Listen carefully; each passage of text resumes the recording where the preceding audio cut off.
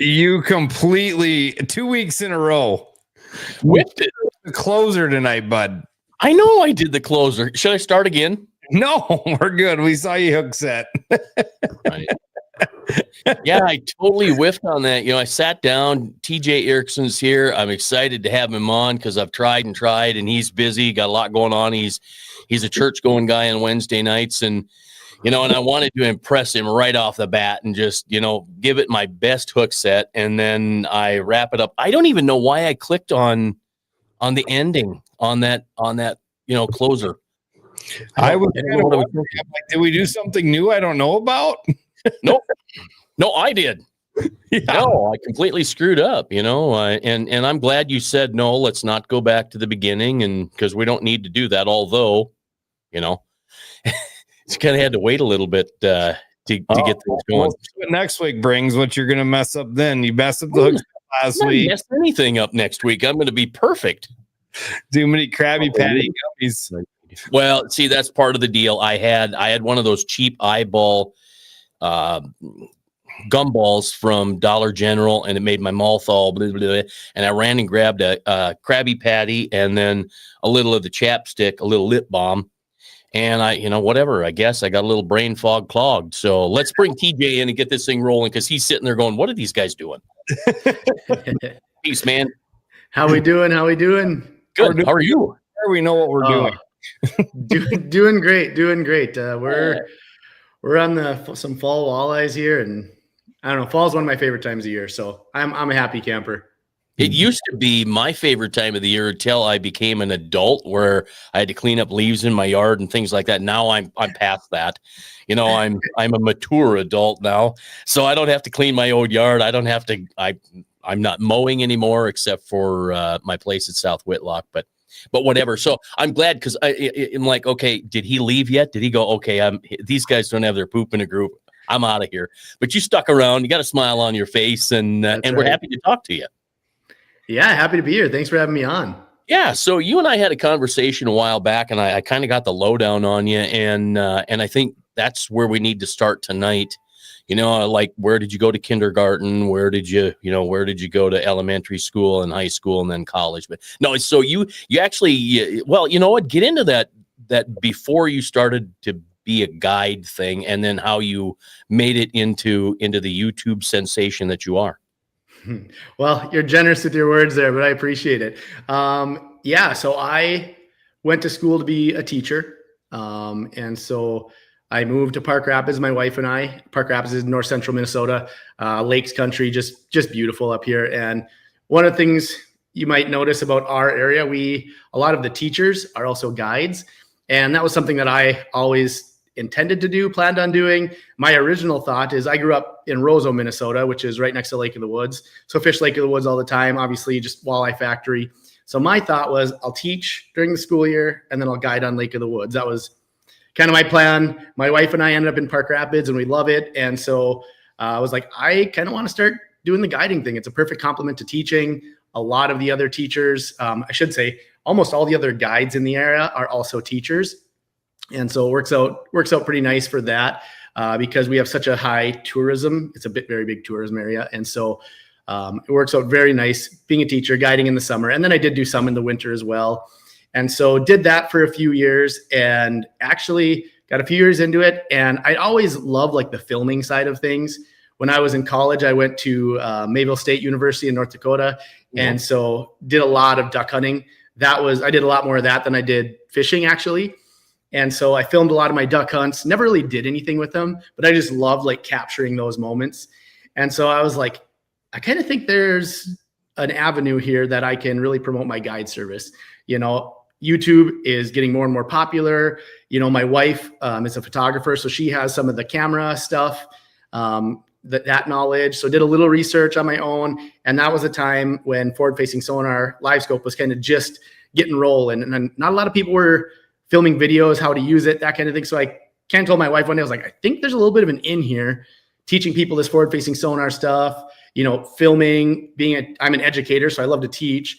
And so actually the very first video that I did, how it goes, like I look back and I'm like, ooh, that was not great, but we all start there. And right. I actually came out, she was holding the camera. It was a winter video, of course. So she's sitting out there in the cold, like bless her heart. She's amazing. She's so supportive, but she was out there filming with me. And so that's kind of how it all got started. I wanted to promote my guide business. The more my name gets out there, the more trips I'll book. And then, pretty quick, I had more guide trips than I could do. It got too busy, which is awesome problem to have. And as I filmed and put more videos out, that really started to grow. And then that just kind of took off and kind of to where it is today, where I'm like 2 years ago, I think it was just too much. I couldn't do both. I couldn't, like in the summer, I was only able to put out a few videos, if at all, because I was so busy guiding, like maybe got a day here when I was scouting to film video. And I was like, I feel like I wasn't doing it justice. And that, as much as I loved guiding, still love guiding, love my clients, my former clients. But my heart was really in some of the content creation side of things and the education, because when I moved to the Park Rapids area, this fishes very differently than Lake of the Woods. Lake of the Woods is, to really get it dialed in, it can be a little trickier, but it's a really pretty easy fishery. We could go out to these flats, find some boats often, and you could catch fish because there's these massive schools of fish on these flats, and it wasn't crazy challenging. Now I moved to Park Rapids and I'm like, there's walleyes and weeds. Like, what is that all about? Like, I was in over my head. I was like, I have no idea what I'm doing. So I started watching YouTube videos, watching the Tom Bowleys, watching a lot of these guys. And I'm like, I've got a lot to learn. So I learned so much from watching YouTube, but then I was also, before the sun got up, I was out on the water. After the sun got down, I was coming off. It was like getting 2, 3, 4 hours of sleep a night for weeks on end, because I knew I needed to learn. And I'm like, I am way behind, because I started guiding too soon, really is what it was. I jumped in before I was ready, before I knew the area. So it was kind of out of the necessity, which is good, because I learned so much about walleyes, about our area lakes, about fishing stocked walleyes on some of these kind of natural clear lakes. And it was very challenging. I was run ragged, but it was a time in life. We didn't have kids. It was just me and my wife. She was growing her photography business. I was doing this. We could just burn the candle at both ends. And so I put in so many hours between that and then trying to learn on YouTube and all those things. I learned so much from watching people that I was like, I love this. I love educating. I love teaching my students. I want to be able to teach people how to fish, because I saw how I could watch a video and then go out, and now I'm catching more fish than I was the day before. And I just got pumped. And I was like, I want to help people do that, because I talk to so many people, especially walleyes, in a lot of our like smaller natural clear lakes that we have. They're not very easy to catch most times of the year. If you go out and you catch 2, 3, 4 walleyes, like that's a decent day. And so I saw how challenging it can be. And I was like, I want to help people feel success with that, because it can be so fun and so rewarding being able to go out and catch a few walleyes. You can go out and catch bass, pike, you can go catch fish.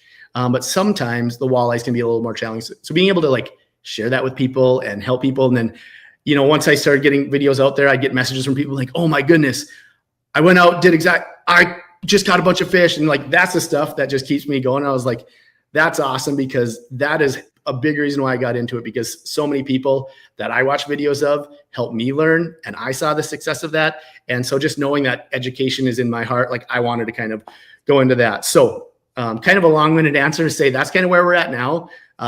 Being able to make videos, and I'm heavy into the walleye side of things. I would call myself a multi-species angler. Growing up, pretty much all I caught was walleyes, because that's all there is in Lake of the Woods. I shouldn't say that. The majority of what we caught on Lake of the Woods, there's obviously big pike, smallies, especially as you get to the northwest angle, crappies, that kind of stuff. But 90% was that on Lake of the Woods, and then catching northern pike on the river that I lived in, just these little hammer handles.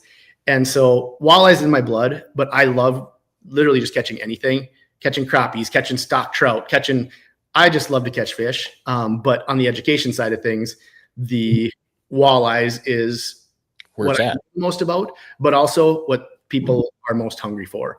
And so that kind of is where I narrowed my focus. I still do some crappie stuff, especially spring, fall, and through the ice, just because it's a ton of fun and I really enjoy doing that. Actually, my very first video I ever did was fishing crappies through the ice. So even though I'm primarily walleye centric, I do mix in some crappie stuff as well, because I do enjoy targeting some of these bigger crappies and some of that. So that's kind of where we're at now. I'm still teaching, and so do YouTube primarily in the summer, but also do as much as I can in the winter. The goal is, sooner rather than later, to be able to now transition into more of the full-time on the content side of things. And yeah, I'm looking forward to it. Yeah, you're a natural at it. I mean, you're super natural. Tom Boley is another one who is super natural at it. And you have to have that if you're going to be successful and make the big bucks. I will say it can happen, right? Yes, absolutely. I will say maybe teaching was a little bit natural for me, but a lot of the filming stuff was not natural for me. So just like if people are watching or listening and they're like, oh, I could never do that. Those people they just get on camera and they can just roll. I'm a talker, as you can tell. I can talk. You put me in a room when I can talk fishing, I'll be there all night. But filming myself was different. That was a little bit challenging. And it's like, I'm a lot more used to it now, obviously, but right away it was awkward and it was not great. And so if people are watching or listening and you're like, I could never do that, it will get better. Like, just like anything, it takes practice, and so being able to just put your hours in and try it, you refine it, especially if it's something you are knowledgeable about, if you're kind of faking it, you can kind of see through that. You start, not delivering very good information or whatever it is. But if you're passionate about it and if you are knowledgeable on it, I mean, it will come out very naturally. And I will say, I'm an education channel. There's a lot of people that do entertainment channels and they have good success too. But education is just kind of my passion. It's interesting because you seem such a natural that I wouldn't have I wouldn't even have thought that you were uncomfortable. Me, on the other hand, when Kurt asked me to do this, I'm like, yeah, I love video. I wanted to be a TV star. Let's do this thing. And I just jumped right in. Yeah, that was not it at all.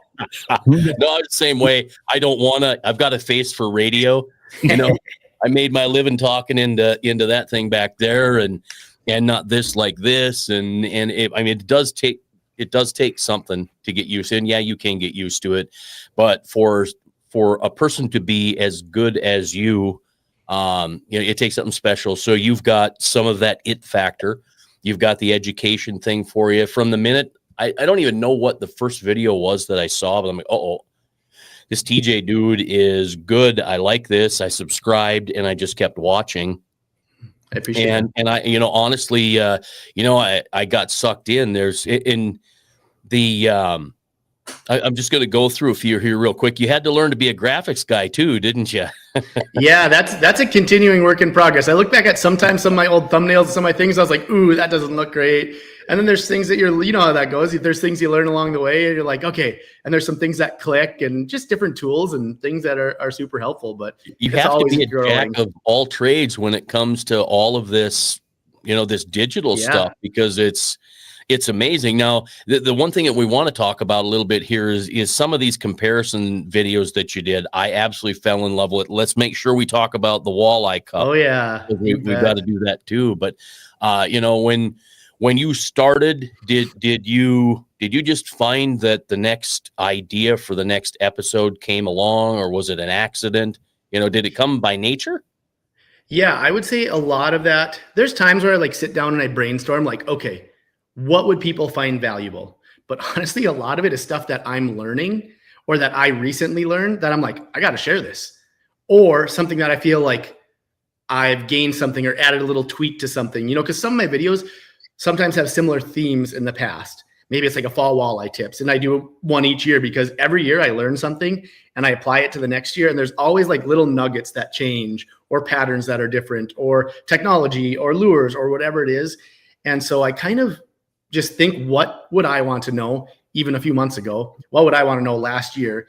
What would a video I was interested in? And then there's times where it just, so you're talking those comparison videos like that. I was on an awesome suspended bite up on Rainy Lake, one of my favorite fisheries. The fish they're suspended and they eat like crazy. It's so fun. just like their lake trout. And I was just got the gears turned in one night as I'm up there filming. And I was just thinking to myself, like, this is very easy to see these fish on forward facing sonar. So you can really easily see how they react. And I'm always a learner. So I'm like, what can we learn from this? We can really easily, if they're close to bottom or if they're mixed into some weeds, it can be a little more challenging. Where these suspended fish are so easy to see, and they're so easy to see which way they're moving, how they're reacting. And so I was like, what can we learn from this? So I started doing a couple of these comparison videos, straight tail versus paddle tail, scented versus unscented.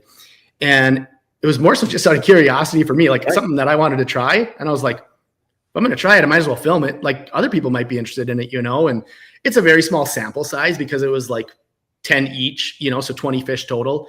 But it was still just so curious to see, like, was there going to be something that like, whoa, these fish, the paddle tail was 8 out of 10 and the straight tail was 2 out of 10, or was scented just insanely better, all those things. And then I'd get done with them and I was like, oh, well, what if I tweak this a little? And that's just how my brain works. I'm always trying to learn and trying to see what's going to be the next thing. How can I utilize these situations that I'm already doing, like seeing these suspended fish? What can I learn from that? How can I improve?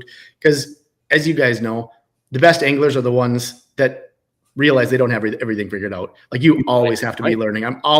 Doesn't matter who it is.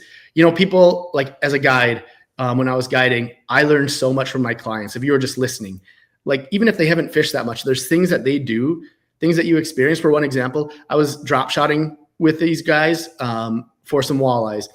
And I was trying to teach them this is how you do it. This is how you do it. And one guy was doing it a little bit differently. And I was like, no, you gotta do it. You gotta do it this way. And then all of a sudden he caught like 4 in a row. And I'm like, okay, there's something to that. So now I changed some of that. And I saw a comment from, there we go. Yes. Talk about a guy that catches a lot of fish right there. He catches some big ones. I mean, these guys are just constantly posting awesome walleye, and they certainly know what they're doing. So maybe I'm going to have to book a trip and do some fishing with them. Right. Sorry. As you could tell, I'm a little bit of a squirrel at times. So I saw a comment and I was like, oh, I recognize those guys. I'm a good squirrel. Yeah, no, it's just fine. And we like it when the guest talks because we don't like it when Brian comes up with stupid questions, because did I just call myself my real name instead of Chase? You're way off tonight. Yeah, well, it's everybody around here, and Mobers is like, so what is your real name? Like, you don't need to know it because everybody's gonna call me Brian, and it's just gonna be a mess. So just leave it at Jason and let's let it go right there. But okay, so I started getting into your videos, and we talked about it on the phone too.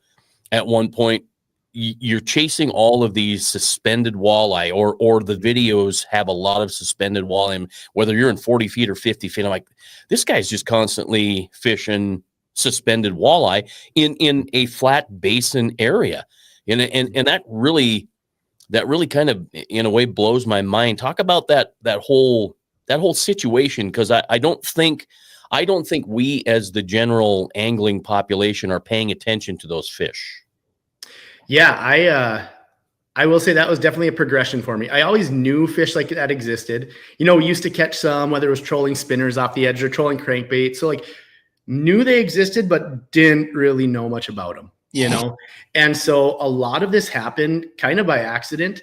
In like, I was fishing some of these humps, and with forward facing sonar, all of a sudden I'd see a fish kind of off the edge of this hump. And I was like, cast on, and all of a sudden it's a 28-inch walleye. I was like, oh, that was pretty cool. Like then, you can actually see it in my videos. And some of my videos must be 3 years ago, where I was fishing structure, but I would catch an odd fish off structure suspended. And it was like the coolest thing to me.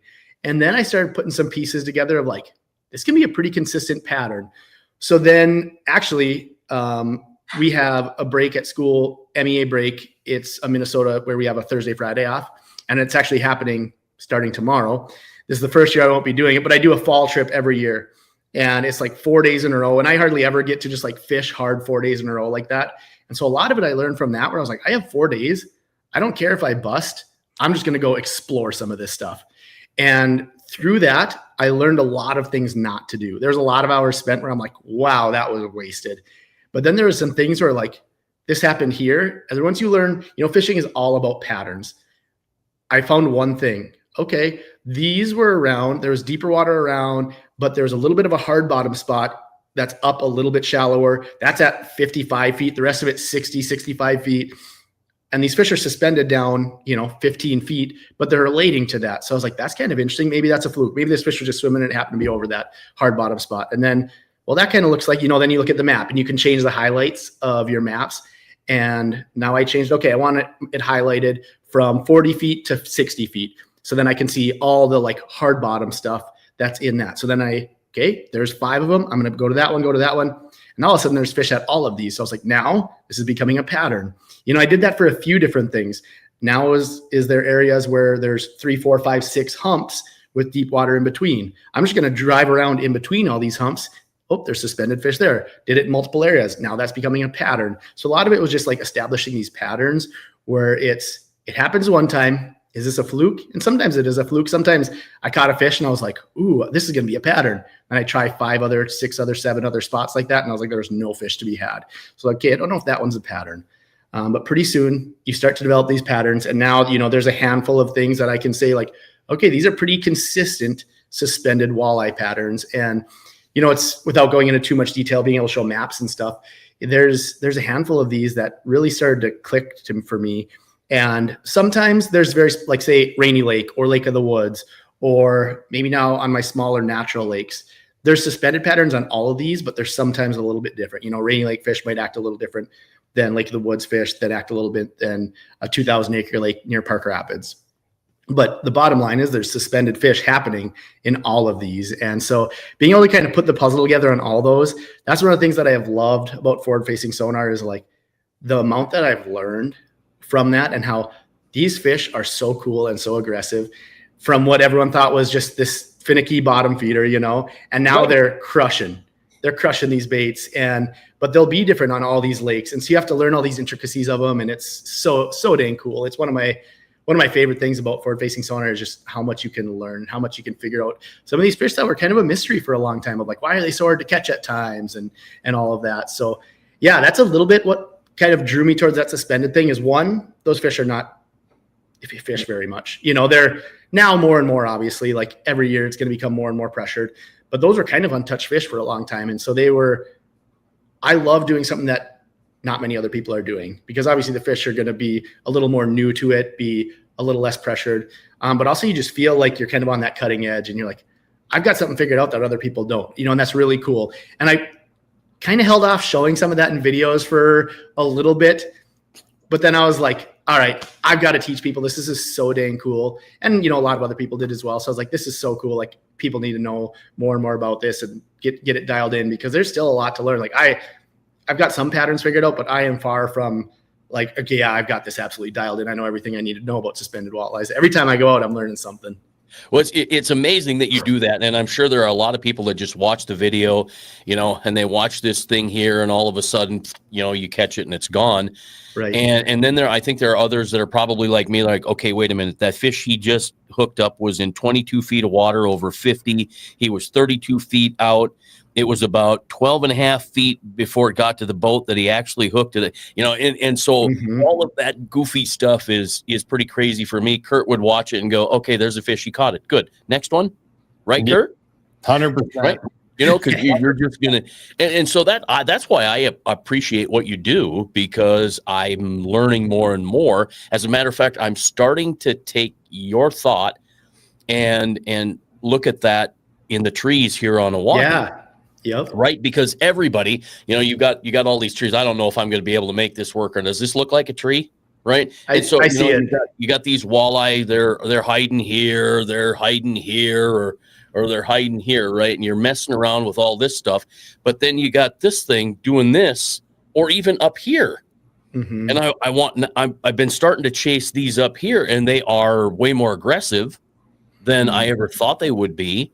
So the next thing is for all these fish that are down around in here, I think we've pressured the daylights out of them. One day, I think Jim Randash said it too. Oh, it's just going to go away because they're pressured and everybody's doing it. I don't know, Kurt, have you heard anything or TJ, have you heard anything out here? I have heard from a lot of guys that are just like, the bite's done. It's dead. It's over. It's and that's just because the water is warm. I think once we cool the water down and get that 55-degree water, things are going to change a little bit. But you know, the pressure deal. Do you think maybe that's part of it as well? You've got all these fish up here swimming around doing. They've never really been touched up here, right? Whether we're pulling bouncers or cranks or whatever we're doing, they just have their freedom to do whatever they want.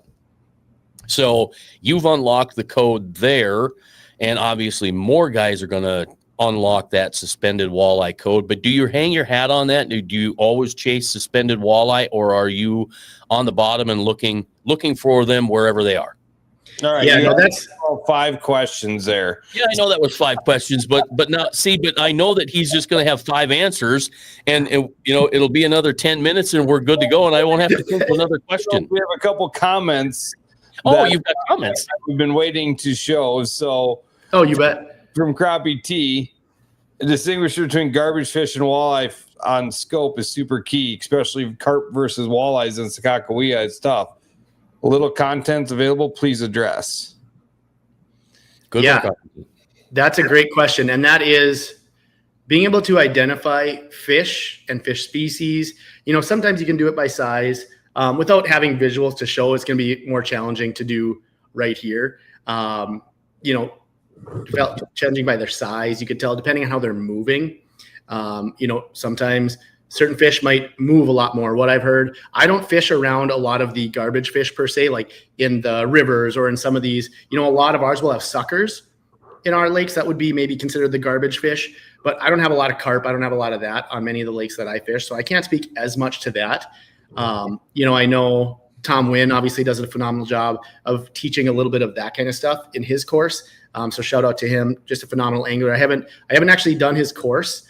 Partially just because like when I'm teaching, I want it to be genuine from me, you know, and I don't want to be going off but I'm also like, as a learner, like I know he's got stuff to teach me, you know? And so I kind of balance that line, but did want to give him a shout out there because I think he's just a phenomenal angler and a phenomenal guy. He does a little bit more on talking about the garbage fish, but for me, I a lot of times focus on how they're moving, you know, and they will look a little different. Say a walleye, you know, it has that little bit bigger, especially on the bigger size, has that little bigger top, narrower back where the tail is. And for me, the kind of that, when I'm at 100-foot scale on my live scope, when I start to see a separation from the head to the tail, that's when I tell, okay, this is likely a 25+ inch walleye, you know, when they're, because that just some of those like little indicators. And again, hard to show without all the visuals, where a pike is a lot longer, narrow, and it gets a little more fuzzy in that respect because they are longer, narrow, and they're moving in a different way.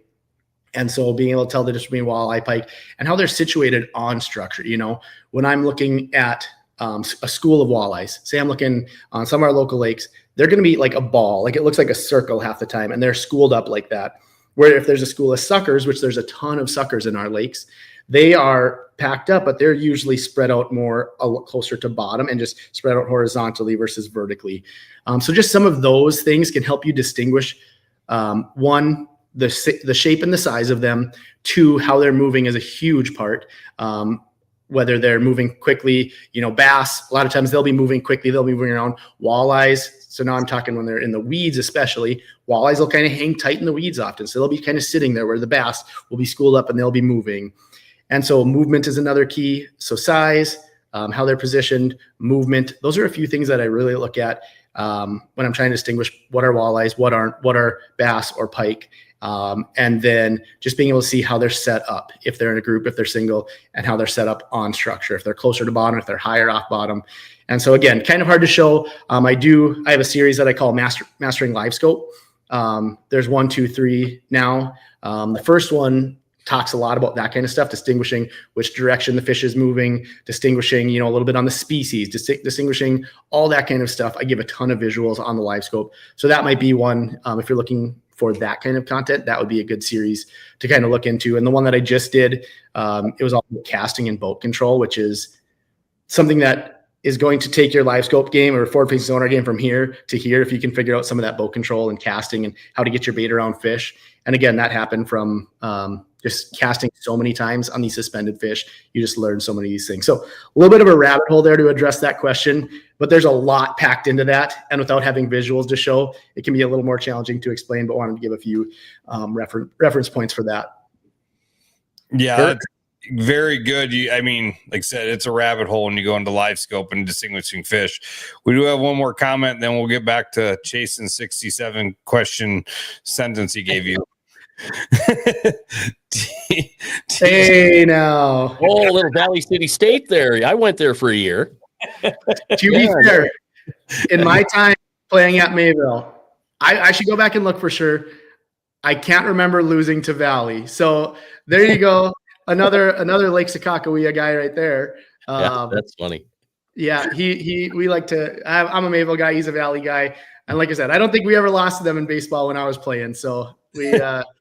But I can't speak to anything going on now. That's funny. Okay, so I'm going to do this. I'm going in 180 different. I'm not going back to my question because I thought about this while you were talking and answering Crappie T's Tom's question. What are you using for live sonar? You've got Humminbird, right? I'm using Garmin. You are using Garmin. Okay. So I have the LVS 34. Okay. And the GPS map 8610. I ran the Echo map for a long time. Which one was it again? The 10-inch. I had two of them at the time. And so kind of like your base model, I ran that for a long time. And honestly, that was very good. The Ultra 106 SV is the one that I had before. And then I upgraded. Honestly, the biggest part was to upgrade so I could have HDMI. So if I want to do live streams, things like that.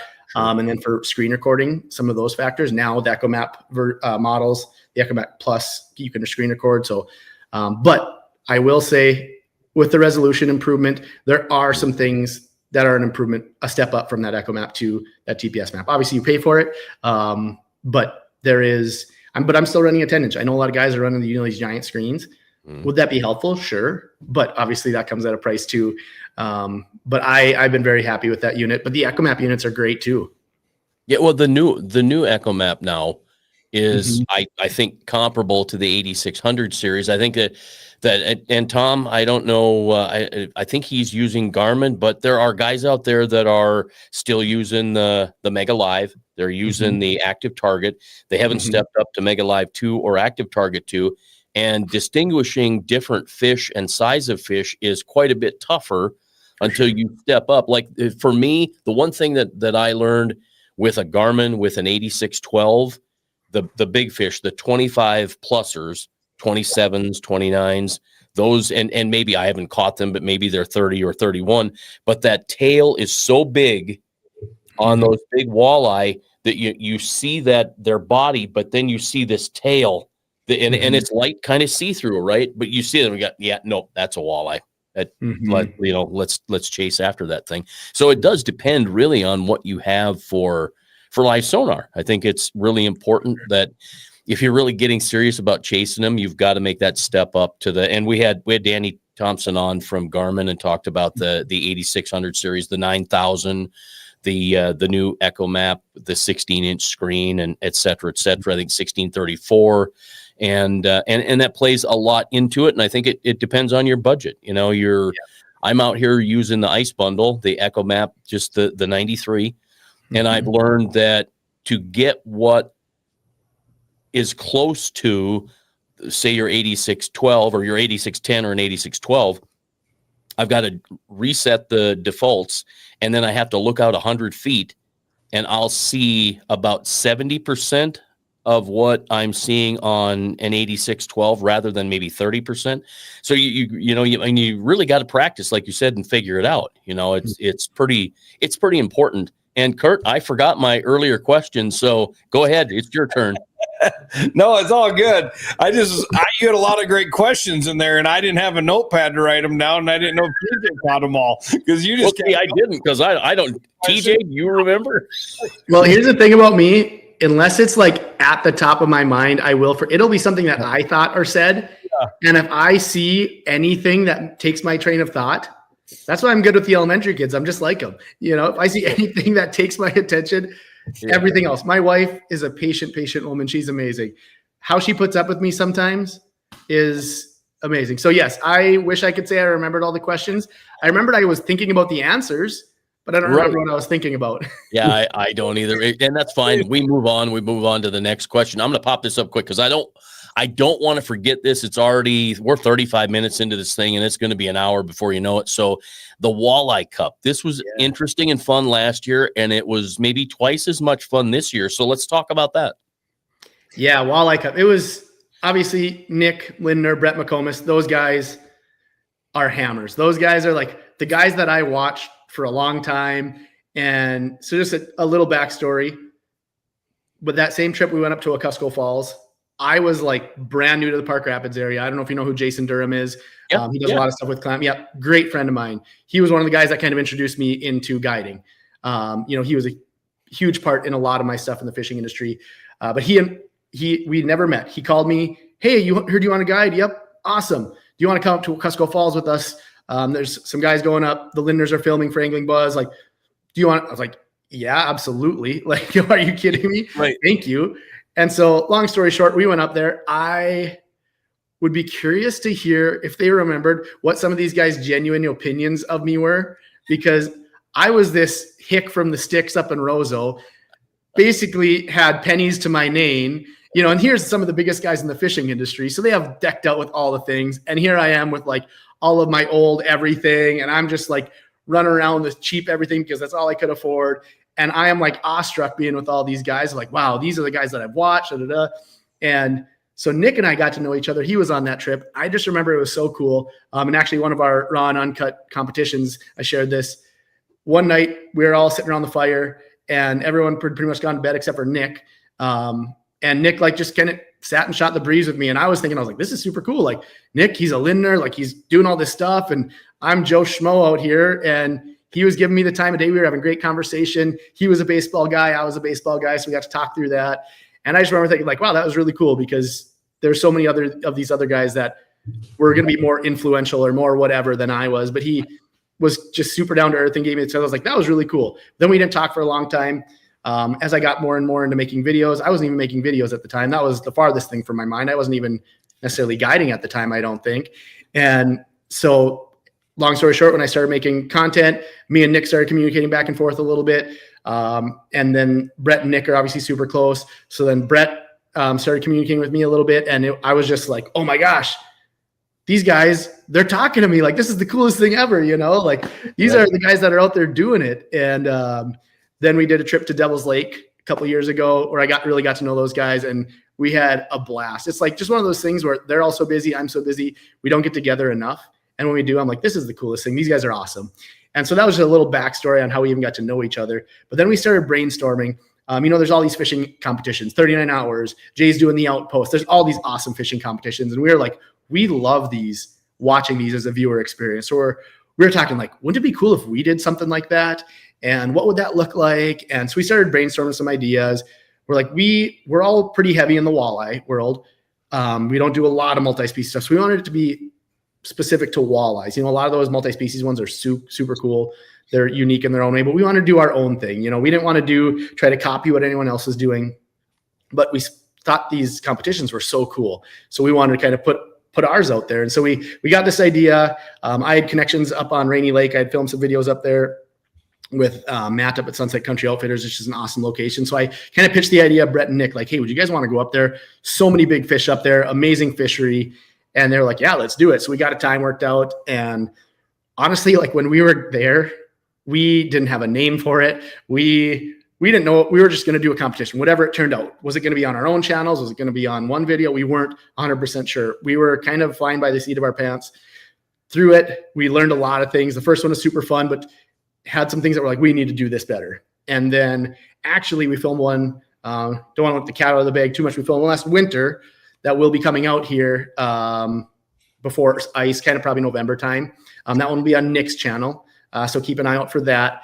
And then we want to do one again this summer. So we got together. If you watched it, we had this whole plan that was going to be really cool. I don't want to go into too many details because we'll probably do it next year. Super cool. We're going to kind of get to travel around and do a top 3 walleye thing or whatever. And Nick's truck broke down. And so we ended up going, we almost scrapped the whole day. And then we looked at schedules and we're like, we literally don't have another day that we can all do this together for the whole rest of the summer. And I was like, well, let's just do it. Let's go to Nick.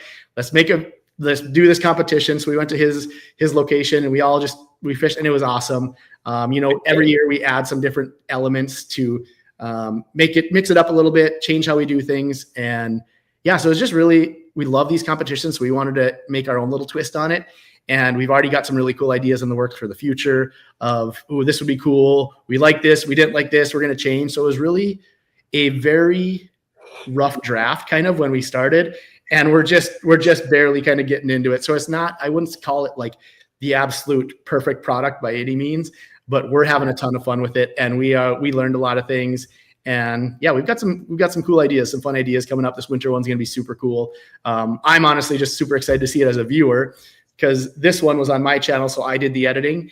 And so I'm excited to see the end product and not have to do the editing and just being like, kind of watch it as a viewer for the first time, like, especially now it's been a little while. So I don't know, I'm super excited. We have a ton of fun with them. The only downside is then when we get together, we don't get to actually like hang out hardly because we're just fishing and we're filming and we're doing all the things. I was like, we need to actually get together when we can hang out one of these days instead of just work, Yeah, but at work, that's what it's all about. That's what brought you together. And the day that you guys fished the one lake where Nick was, that was that the final episode from season 2?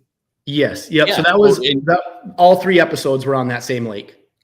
Okay. All right. We started out, we were going to do something different, and then all of a sudden everything started going wrong. Nick's truck broke down. So we're trying to figure out. So we were originally going to start like 6 a.m. We ended up meeting at Nick's lake, and I think we didn't start fishing till like noon or 1 or something by the time we all trying to figure out what are we going to do? Like, we're all together. How are we going to do this? How are we going to restructure this so we can work? And it worked though. We still had a lot of fun doing it, and it was super cool. So yeah. Well, you right there you go. Look at that. The walleye tour level. So I think that was, you guys caught 125 to 135, 134 inches of fish. That was for an impromptu deal. You really made out big. You 3 walked away, and I'm like, wow, okay, these guys are maybe better than I thought they were, and I thought they were really good. Well, I was impressed by that too, to be honest. Like, I had fished that lake one time. Nick had fished that lake one time. Brett had never fished it, and so it's kind of, we knew there was some potential there, but we didn't really know much about it. And our goal for this season, like last season, we did like trophy, bucket list trip, Rainy Lake. Like, this is a walleye factory. Sure. We're like, we got a lot of people saying like, okay, now we want you to try this on some of the small lakes. Like, can you still catch fish doing it? So that was kind of our goal, is we listen to the feedback. People say, oh, you don't read the comments. First of all, I try to respond to all my comments if I can.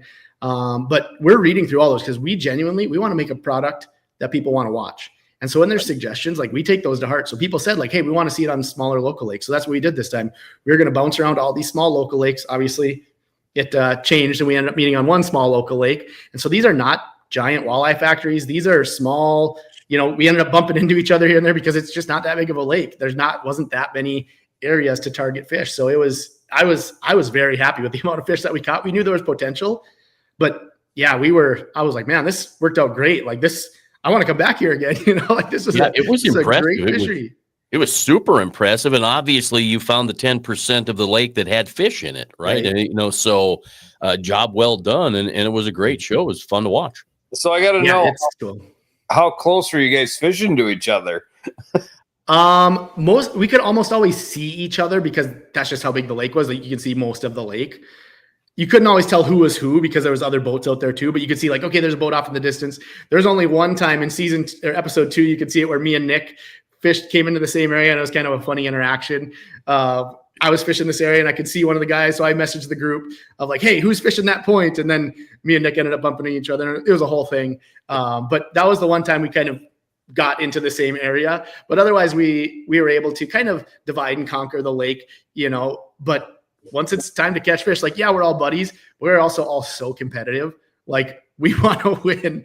And so it's like, we're going to do whatever it takes to win. Like, I don't care if that's an area, like, whatever, I'm going to fish it. Well, that's funny. The reason I asked that is if you and Nick had been there one time and Brett never been there, like, you got to figure it out quick. Oh yeah. I tell you what, these Walleye Cup videos have not given Brett the credit he deserves. Rainy Lake, me and Nick, I for sure had the most experience on Rainy, 100%. Brett had the least experience. He hadn't been there for like 10 years. This video, me and Nick had only been there once, mind you, but Brett had never been there. So I told Nick, I was like, we keep giving Brett the shaft here, which is probably what we need because Brett's an absolute hammer. Yeah. But I was like, I kind of feel bad for her because here we're putting out this product for everyone to see. And we're giving ourselves the advantage and we're giving Brett the disadvantage. And so, yeah, it's, I think Brett, man, I was impressed with how he did with with basically going into it nothing. I was like, he got on fish right away. I was like, dang, dude, that's impressive. I think you just have to pick lakes none of you've ever been to and go. That was pretty close to it. And actually me and Nick did that. We did that on a raw and uncut. So that was a little risky. We do these raw and uncut competitions where it's, like roughly 3 hours straight. And it's just both of us on the screen and you can see our live scopes. You can see us. We're talking to each other on the phone. And so we're bantering back and forth. And it's just 3 hours straight of us fishing. You see the good, the bad, the ugly, the bad cast, the closed bails, all the good stuff. And we did that on a lake that neither of us had ever been to because that was a request that we got. Hey, you guys should go break down a new body of water. And I'm not gonna lie, I kind of looked at Nick and I was like, that's a little too risky for me. Like, I don't know if I want to do that. Like this, I don't know. And then we did it and it worked out great. And, it's one of those things, you just got to have confidence that you can go and find fish and catch fish. And obviously today's technology makes it that much easier. But yeah, those were our raw and uncuts where we went to a brand new lake. And I'm not going to lie, if I wasn't sweating a little bit, especially I think I only had one fish or something like that in the first hour.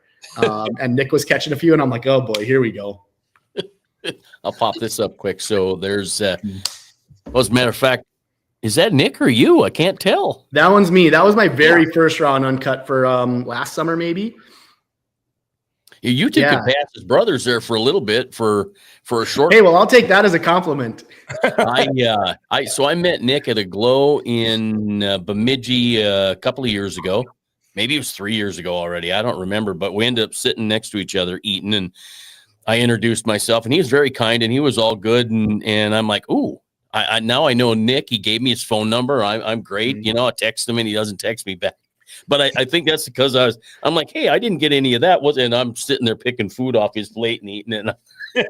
And like, yeah, you know what? I think I'm going to go sit somewhere else. But no, he's a nice guy. He was fabulous. And I'm glad to see that you guys, the three of you make a great team out there fishing and putting out content. I enjoy it from all three of you. Appreciate that a lot. And yeah, we loved all the collaboration, especially like the Canadian guys do such a nice job of it.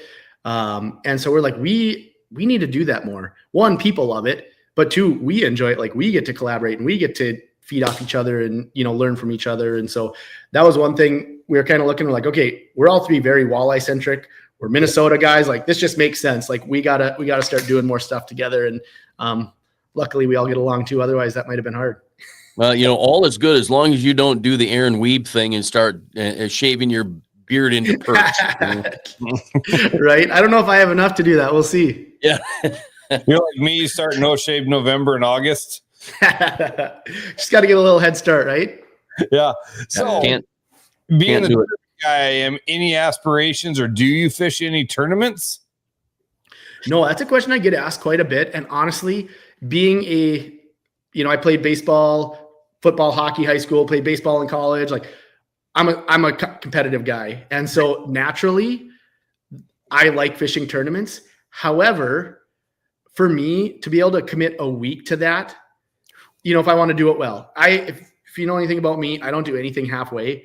If I'm going to do it, I'm going to do it. And to my detriment, just like when I was guiding and I was just sleeping for a couple hours every night, like if I'm going to do it, I'm going to go all in. And so trying to do the tournament thing would be very challenging for me to get over the mental block of like, I have a week that I'm just pre-fishing and I'm not even guaranteed that I'm going to do well in this tournament, where what could I have got accomplished in that week, filming videos and editing videos, if this is my prime time thing. Right there, it's just a full video, right? Like my first big tournament, like I'm 8 hours of video. But then the thing is, that takes however many days to edit on the backside. So 3 weeks.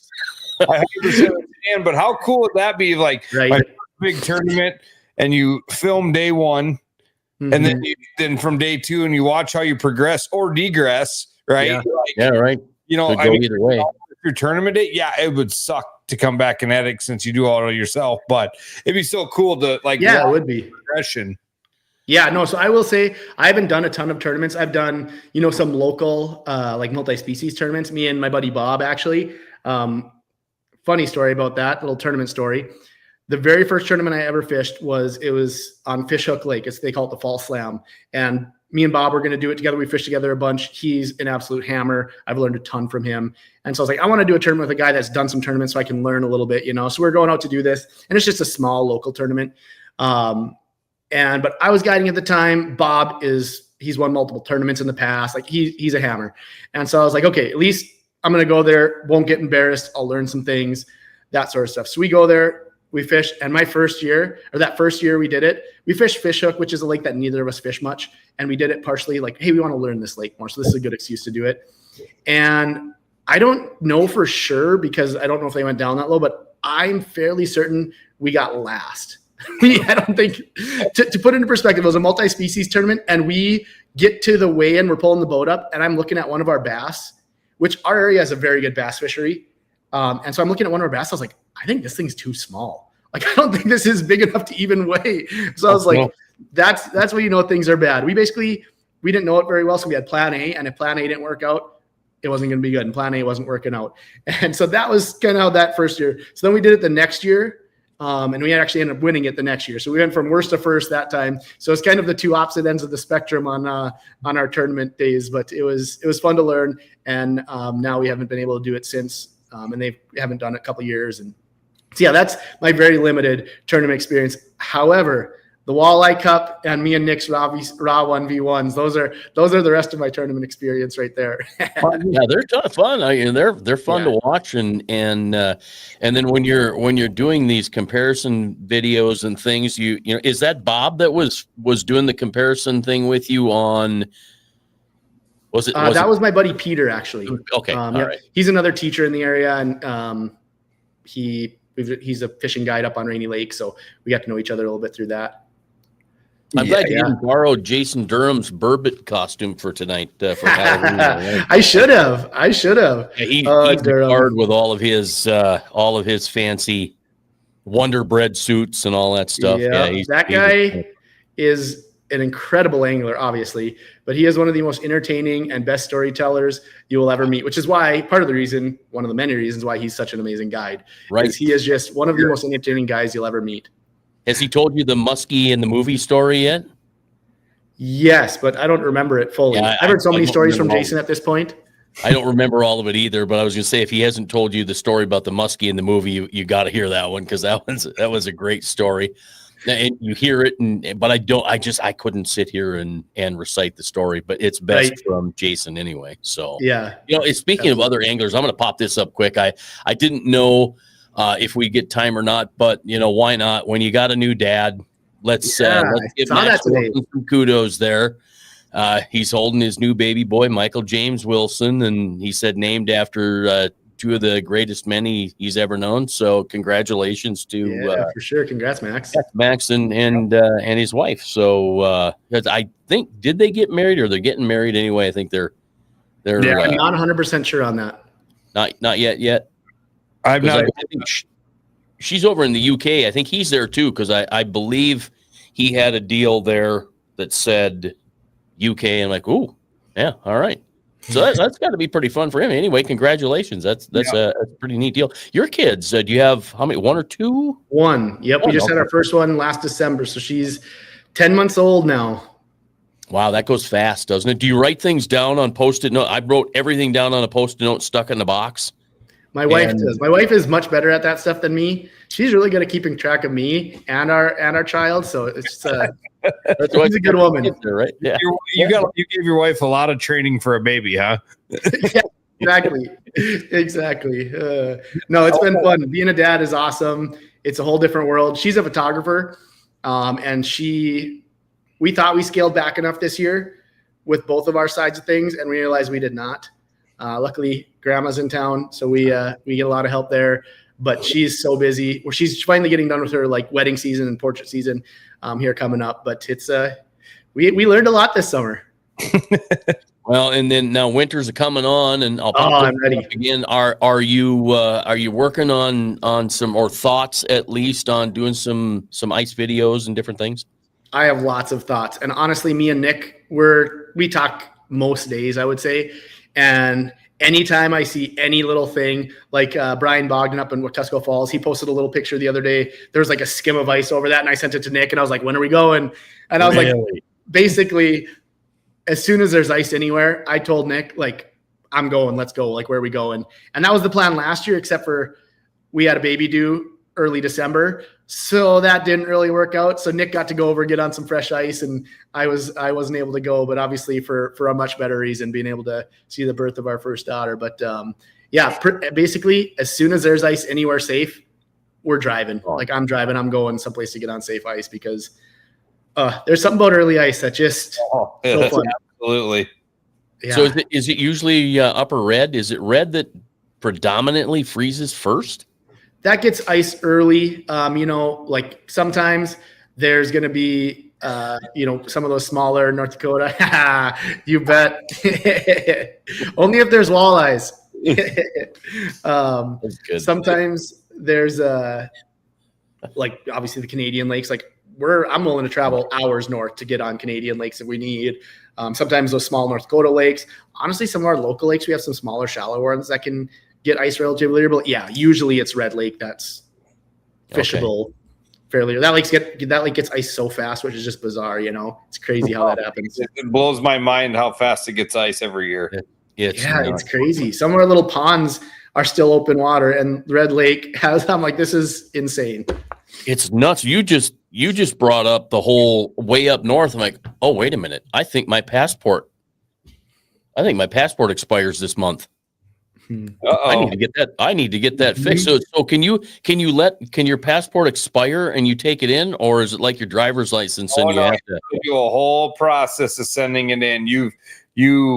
It takes almost just as long to get a passport the first time as it does to get it renewed. So you might be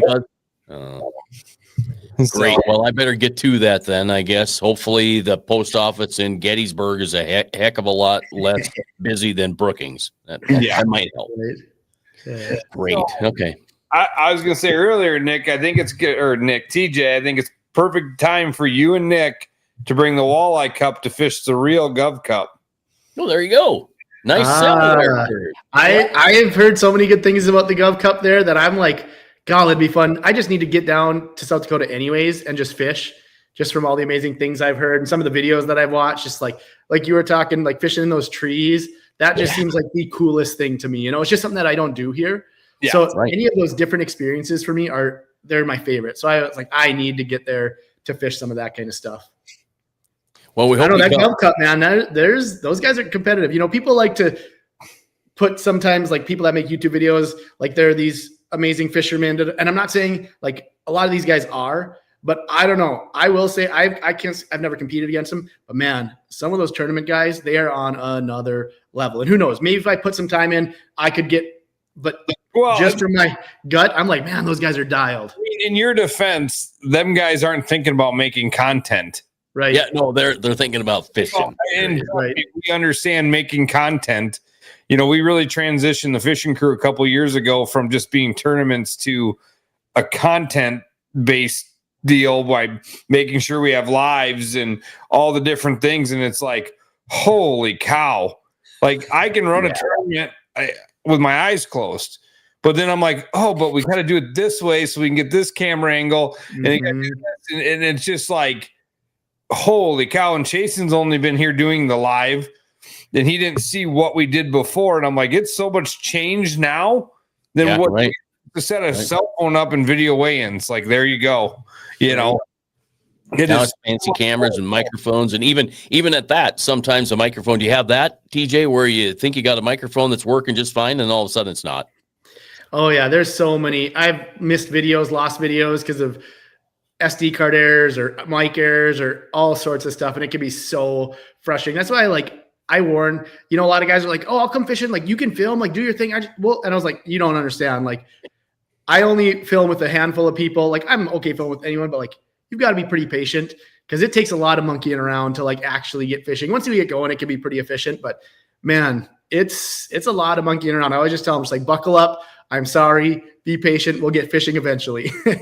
Yeah, you got to take time for the fish, right? You got to get that shot. You got to get the money shot. You got to get the length. You got to get this. You got that. There, yeah. There's a ton to it, and it is distracting. You know, it's if you're going to fish a tournament, you're going to have your filming poop in a group, and it's got to take care of itself. But there's all these cameras out there now. Are you into big dollar cameras, or are you into kind of medium money stuff? I have a combination. Yep. I have a combination that I use. I use a lot of action cams, honestly, like the DJI ones that now connect with the Bluetooth mics are so slick. Just, you don't have to put a receiver on. You don't have to do those. Like you just put your mic on, and it's just like, oh my gosh, this is so cool being able to just like, it's connected and we're golden. We don't have to do anything. But then I have my nicer camera that I'll film some of my talking head videos, that I'll film some of my B-roll with, that I'll film some of that kind of stuff. And that's more of a higher end camera. But I will use that as kind of a main cam as well. I don't know what you did to Rip and Lips Adventures, but he likes to at you. That's that ADHD superpowers. I believe it. I don't know if I could do it. I don't know if I could film and do tournaments. I get pretty locked in. I get pretty locked in on whatever I'm doing, and I have a tough time. It's like I get so distracted, but when I do get focused, I get hyper focused, and I'm like right there. So if I'm fishing tournament, I would have a tough time messing with cameras, I think. And the crazy part is people think you put a camera up and you film and you get a half hour of content. You have to have hours and hours of footage to get a half hour content. Right. Oh yeah, it's crazy. And then the time it takes after, and Rip and Lips, he films videos and he makes videos on YouTube as well. So he understands that side of things too. He can give it. I had a good conversation with Drew the other night. Drew, it was great to chat with you. We were talking about fishing trees and fishing Lake Oahe. And so it was kind of like you meeting Nick for the first time. I've met Drew before, but I haven't had a chance to sit down and go one-on-one with him. And he's a ton of fun. He had a good year this year. He didn't make the championship, but it was his first year of the National Walleye Tour.